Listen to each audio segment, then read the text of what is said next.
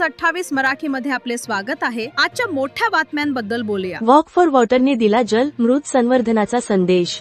हजारो पालघरकरांचा उत्स्फूर्त सहभाग। पाण्याचा प्रत्येक थेंब जपूया, दुष्काळमुक्त महाराष्ट्र घडवूया या निर्धाराने पालघर शहरात जलसंधारण दिनानिमित्त वॉक फॉर वॉटर महावॉकेथॉनचे आयोजन करण्यात आले।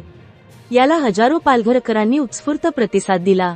माजी मुख्यमंत्री स्वर्गीय सुधाकररावजी नाईक यांच्या जयंतीनिमित्त आयोजित या 3 किलोमीटरच्या वॉकेथॉनचा उद्देश पावसाचे पाणी अडवणे, जमिनीत मुरवणे आणि जलस्रोतांचे संवर्धन करणे हा होता। पाचबत्ती येथील हुतात्मा स्तंभापासून या वॉकेथॉनला सुरुवात झाली। माहीम रोड मार्गे स्वामी समर्थ मठपर्यंत जाऊन पुन्हा पाचबत्ती येथे सांगता झाली। हातात जलसंवर्धनाचे संदेश असलेले फलक आणि घोषणांनी संपूर्ण परिसर दुमदुमला।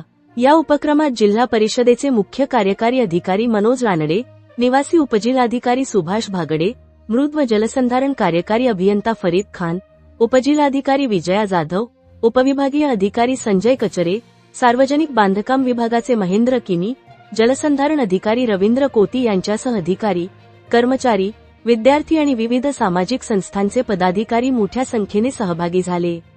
जलसंधारण ही प्रत्येकाची जबाबदारी हाच संदेश या महावॉकेथॉनमधून देण्यात आला। पाणी वाचविणे, मातीचे संवर्धन करणे आणि भविष्यातील पिढ्यांसाठी जलसुरक्षित महाराष्ट्र घडविण्याचा निर्धार यावेळी करण्यात आला। iNews 28 वार्ताहर प्रणय प्रभाकर पाटील, पालघर जिल्हा ब्युरो चीफ।